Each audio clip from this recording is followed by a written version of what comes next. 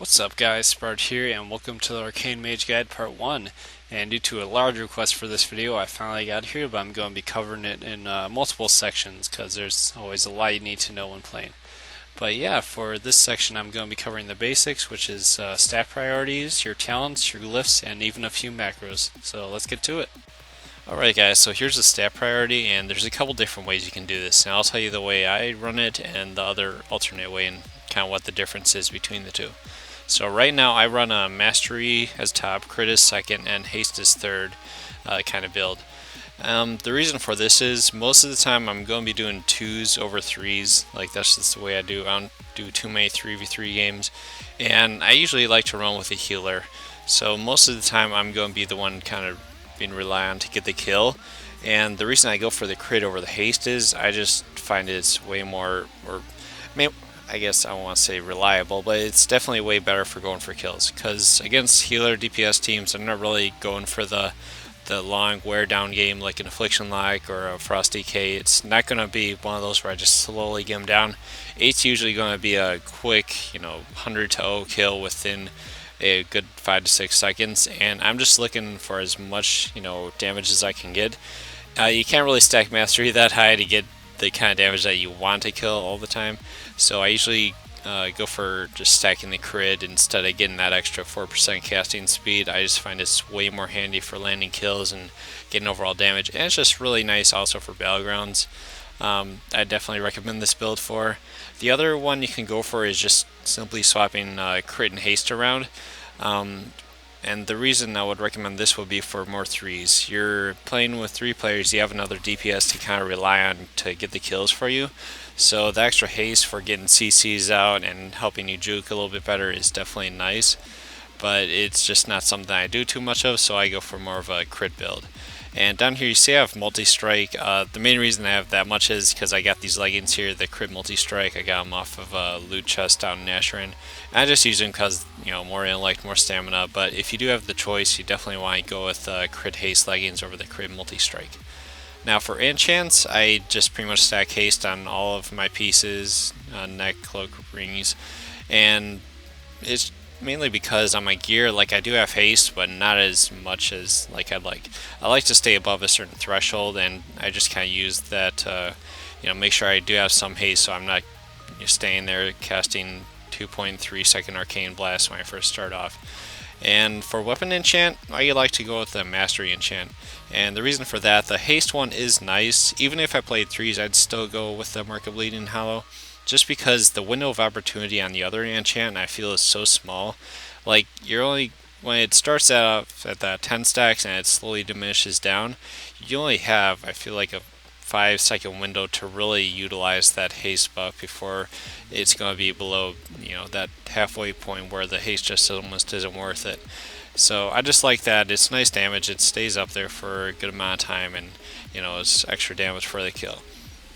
And also, one thing with trinkets, I've debated with this. I've gone kind of back and forth. I've been using this one more, the mini cooldown on use trinket over the proc, just because, Arcane, it's going for that quick kill. I don't want to have to rely on waiting for a proc. But if you do have the option, there is the other trinket. Where is it?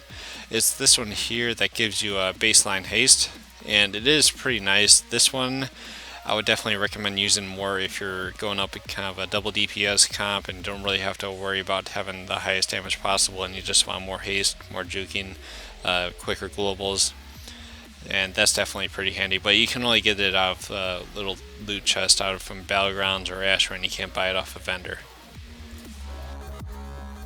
Okay guys, so the next part, Glyphs, I'm just going to kind of skim over because there's nothing really too complicated to know about it. It's pretty straightforward. Glyph of Regenerative Ice, it's pretty much 100% must-have. The only thing that you might swap it out for, I could see in 3s, would be for the Glyph of Ice Block for immunity. That's just an extra few seconds for you to cast. It could be really handy against caster comps so they can't CS you during your burst or dispel you. The other two are Glyph of Spell, Steal, and Glyph of Poly. Now most of the time in 2s I'm running with a healer, so I don't run Glyph of Poly too much, and instead I usually go with Glyph of Slow. And that's actually really handy if you're going up against a feral or a rogue or just anything in general, because when you burst you can cast Arcane blast and arcane missiles while moving, and if you're facing against a rogue, I mean, this is pretty much going to negate his burst of speed, and you're going to be able to stay on top of him for your whole burst and not have him just pillar hump for the entire duration.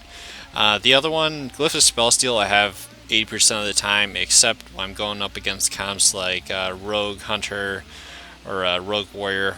I mean, hunters you can spell steal against them. Usually their spirit bond and their freedom, I want to say, but I find it's not as worth it to have, you know, that extra 20k heals every minute and a half or something like that over just another glyph.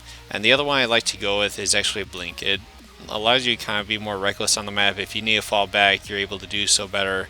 Against warriors, I'm not sure the range of charge on warriors, but most of the time I run this glyph, it's been a while, but if a warrior's running double charge, they usually can't charge back on me because I think it just barely puts you at the edge of their range, and I'm not sure if you're actually in the range or out of it or right at the edge, but I feel like it's damn near close, and it's just extra yards, so it's real handy to kind of kite warriors and, you know, avoid that hamstring.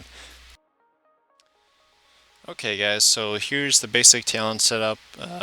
For the first tier, I always go with Blazing Speed. Ice Flows, there's really, the only reason I can think of it is would be for like dispel coverage. If I were playing against a caster or something that was dispel me once in a while, that would be about it. But other than that, I really wouldn't see it worth it, just because Blazing Speed, you can get in quick positioning, chase down healers behind pillars, and just, you know, go behind a pillar to run or go quick set up a CC. And Evanesce, it definitely, I feel like it's something that would be more doable in threes, but it has a really high skill cap, I feel, for you to get good at it. And it's just nothing I've really messed around with too much. I'm way too happy with Ice Block. Ice Block is just better in general for me. And yeah, second tier, Alter Time, I'll run with a lot of the time. It definitely has really good potential to save your ass. Most of the time, if my healer gets trapped by a hunter or hammered, and it's like I'm at full health, but I see them bursting, I can just pop Alter Time, Blazing Speed away into a corner, and then as soon as they chase me to the corner, just Alter Time back, or if they don't chase me, then I can just keep sat away for the full 10 seconds until my healer's out of CC. Ice Ward, you know, I guess more so if you're facing double DPS or unit battlegrounds that you see as melee heavy, you want to go with Ice Ward. But usually, if I'm going against casters, I'll always be going with Frostjaw. I guess it kind of depends on the comp, but most of the time, it's pretty cut and dry what you want to go with. Ring of Frost, I don't even mess with, just because I'd have to rely on somebody else to be able to set the CC up, and it's just, you know, it's just another poly. It shares the DR, it's just on a different lockout, but I find Frostjaw is just as fine. If you get locked on poly, instead of doing a Ring of Frost, you can do a Frostjaw until that lockout is over, and then you'll be able to just kind of get your poly off anyways. Cold Snap, pretty much always the go-to. It's, you know, reduce the cooldown on Ice Block for you, and it's definitely really handy for presence of mind. I've had it where, you know, if I go into Ice Block, I won't always Cold Snap. I'll come out of Ice Block, then use my presence of mind if I still have it up, and then Cold Snap, and I'll reset the cooldown on that. And it's just really handy for quick CC, and then you can go right into your burst if you want to do it right out of that. Supernova, always the go-to for arenas. Nether Tempest is a good alternative if you want to just have some fun battlegrounds, go for some consistent damage. The only downside is you have to run with Arcane Orb if you're doing Nether Tempest to really get its full potential. You want to keep your stacks high as much as possible. And a Canner's Flow, I'll run with that 80% of the time. The other 20% I usually go with Mirror Images. If I'm facing a team that have just been kind of training me into the ground, are really good on their interrupts, and it's just that damage bonus, the 15 to 20% that I might get out of it, really isn't worth it compared to the Mirror Images, just kind of wearing the DPS down, because you're not going for a burst game, you're going for just kind of wear them down, killing them slowly, I guess.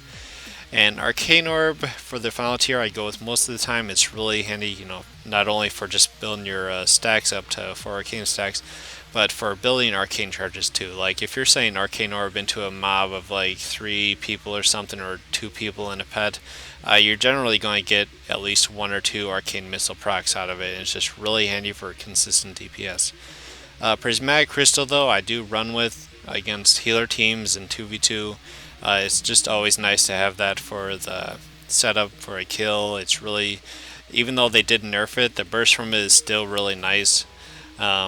And usually if I'm running with Prismatic Crystal, I won't go with Ice Ward. I usually go with Frostjaw, just because if I'm facing a healer, it's another CC that's on a different lockout, and I can, as long as the healer CC that warrior or whoever is usually going to stay on top of me, so you can just drop Prismatic Crystal down right on your location. You don't really have to CC the DPS, and then just Supernova, kind of bounce them in the air, and you'll be able to burst on them just fine. So for macros, it's really pretty simple. Most of them are focus macros, but here we got the Arcane Power one. Just uses my Arcane Power along with Trinket in slot 13 if I have it equipped. The other one is Focus Counterspell and Normal Counterspell. I have one for each of them, so this one, will counterspell my focus target. If I don't have a focus target, this one works just as well for my main target, but I usually do, so I usually have this macro to counterspell my main target. And I also macro in a Cancel or Ice Block in there, just in case I need a counterspell out of an Ice Block really quick. There's Focus Frostjaw, which is really handy. It's pretty much a must need if you're running against their DPS comp. There's Focus Slow, which is definitely handy in its situations. There's Focus Spell Steal, which is actually handy if priests, I find they bubble themselves a lot. Well, there's for the haste buff. I really don't know if they're worried about me swapping to them, but it's just really handy. That's one less click you have to do, or one less keybind you have to do to target them. You can just see it on their focus target and spell steal it. Other than that, the only other macro I could really see you guys needing would be Cancel or Ice Block. It's just something to get out Ice Block really quick. I don't have one because I used to macro it into my Ice Block, but I always spam Ice Block and I found myself canceling it way too many times, so I'd have to create a whole new macro for that, just a second button to push to come out of it. But yeah, other than that, that should be it for your macros. So guys, I totally forgot one of my bread and butter macro, which is just a focus poly. I'll type it up here on screen so you guys can see it, but that should be it for the macros. And that'll actually bring this guide to an end. The part 2 of this guide is going to focus more along the lines of gameplay, just kind of showing you guys tips and tricks here. I'm going to start off with the video is basically going to be kind of an Arcane Mage guide to playing with healers, just kind of how to score the kill in twos, how to set up, and how to get all that good stuff. So yeah, until next time guys, this will be Spart out.